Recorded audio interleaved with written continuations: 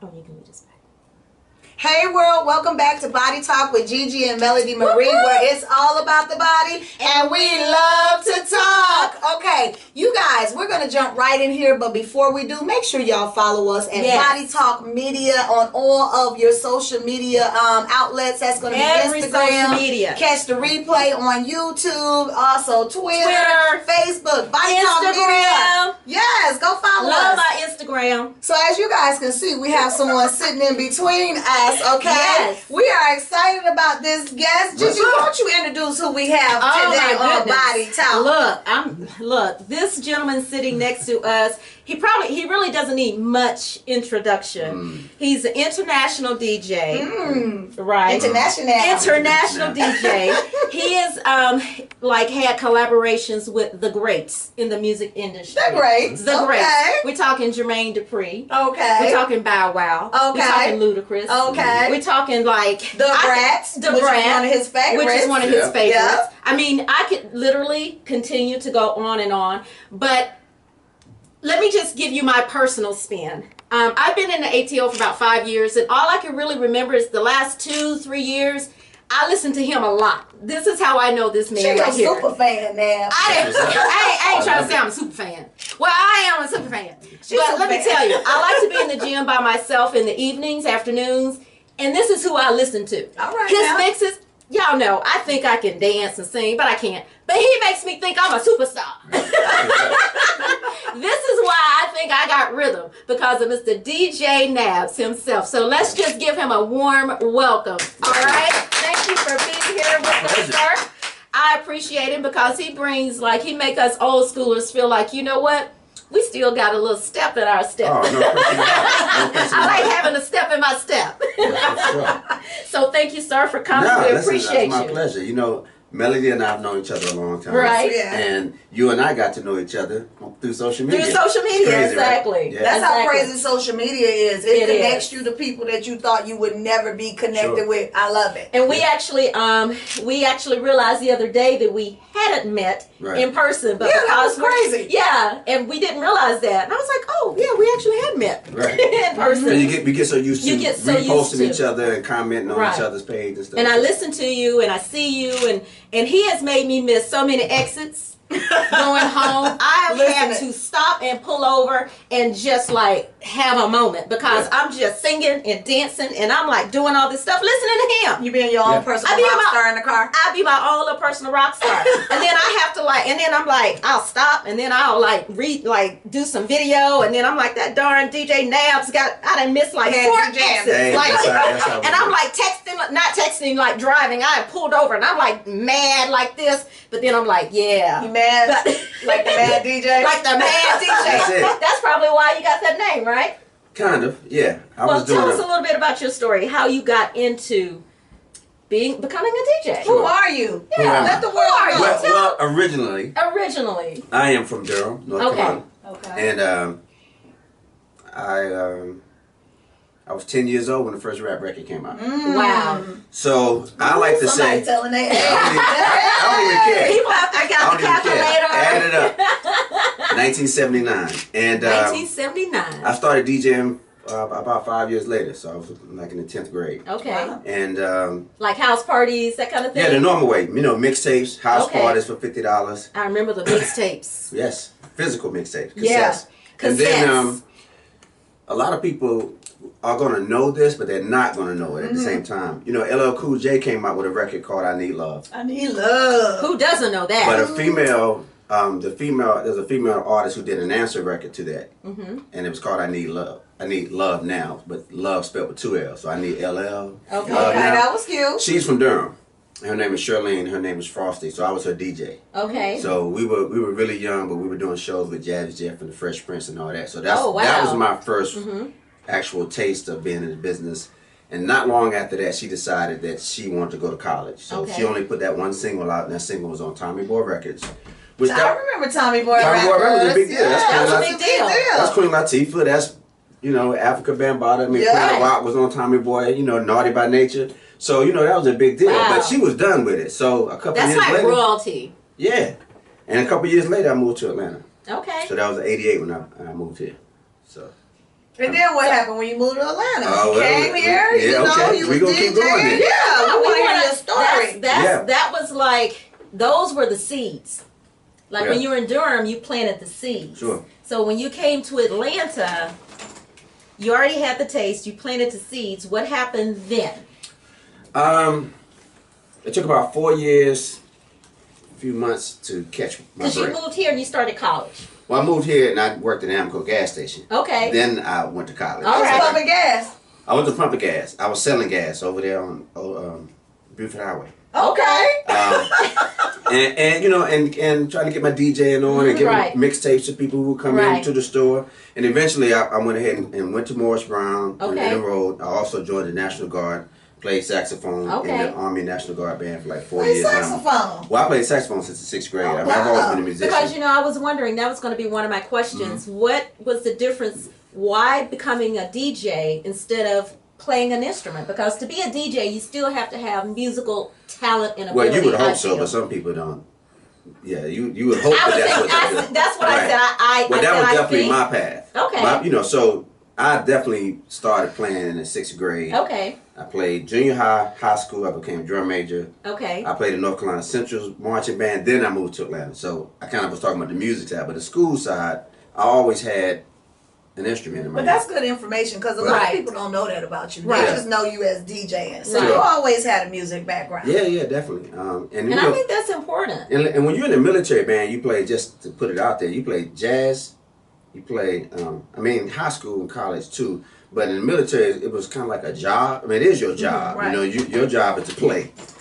I was in big band, quartets, jazz band, big band, but all different Okay. styles of music, basically. Okay. And you had to really know how to play. I didn't really have a love for it to like want to continue to do Right. it, because I was watching Jam Master Jay from Run DMC and So you were watching that funky stuff. I was watching the hip hop stuff, and that's what I wanted to Right. be. So I would put my DJing into my musicality into my DJing. That's my Okay. thing right now. That's why I lock you in when you're listening in the car. Right. I lock you in with musicality. See, that's why it gets me. Yeah.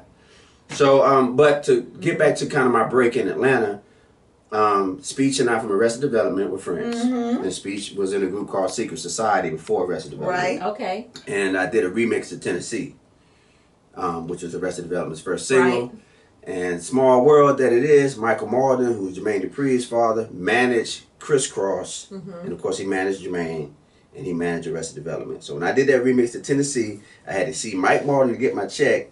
And then he mentioned that, yeah, Jermaine Wow. hears you on the radio, because I was mixing on the radio station for free on the weekends. Hey, sometimes we do pro bono Right. stuff till Right. we get paid. And that's how I became the DJ for Crisscross. Wow. But that was my break in Atlanta, and Okay. really my official break into the music industry, like almost all aspects, because Crisscross was so big. We did everything: TV, Okay. commercials, Everything. international tours, TV over and over again. Soul Train, Arsenio, Jay Leno, back Wow. to Arsenio, shoot a music video. That's in a Philly, story. you know.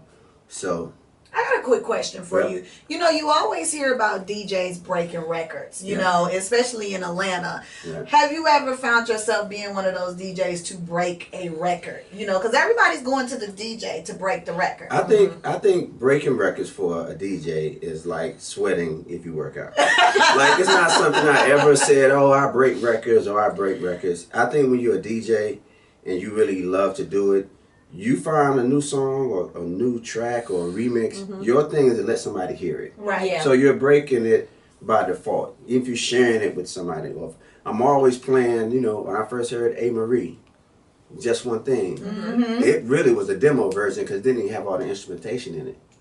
Wow. I can't even imagine it without all the instruments. Yeah, it didn't have all the instrumentation. I can't remember exactly what it was, but I remember it was an early, like, kind of like they used to do what's called white labels. And the white label wouldn't have the name of the song. Okay. It would just literally be a white label on a vinyl piece of record. And they would send it out to test it. Okay. So that record took off, but I love that record. That's just one example of something that I loved it so much, I ran it in the ground. And another record, too, is Lloyd U. Oh, Lord, The first yeah. version of that record does not have Lil Wayne on it. It had a guy named Tango Red on it.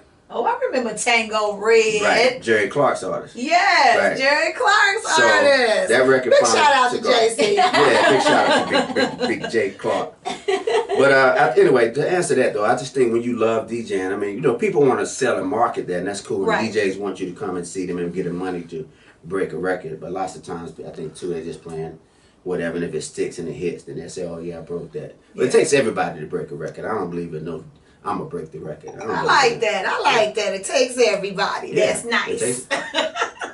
Well, I have a question. How often, I know that you're here and you do a lot of bookings and shows here, and you have a number of awards under your belt. Right. And how often do you actually travel internationally? It has been tough. And some of the places that you travel.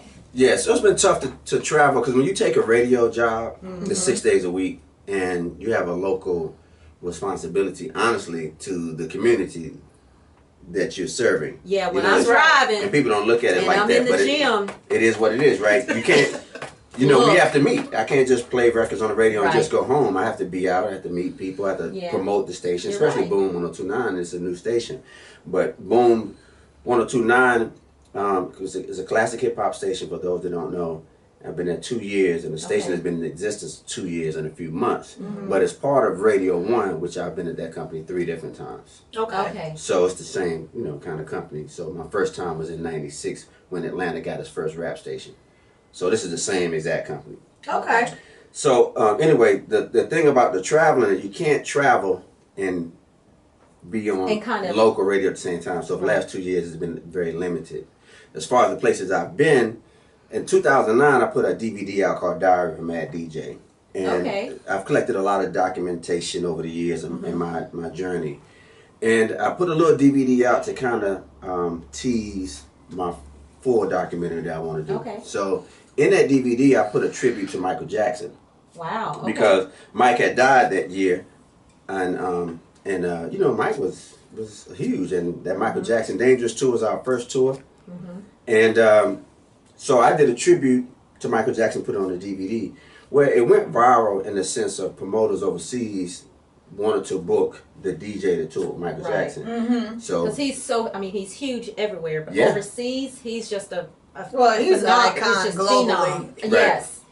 Right, and I think, and so I always felt like I was kind of in, you know, somebody leave a huge footprint on the world. You know what I mean? Just being associated with that. I ended up going to Iran, Russia, Taipei, Taiwan, Istanbul, Paris, and you know, some other places. Even though I had traveled internationally with many groups before, like Criss Cross and even Sierra and Little John, it was a little different going to do tributes by myself. Right. And so that was cool. So I did that all the way up until I got to Boom. Okay.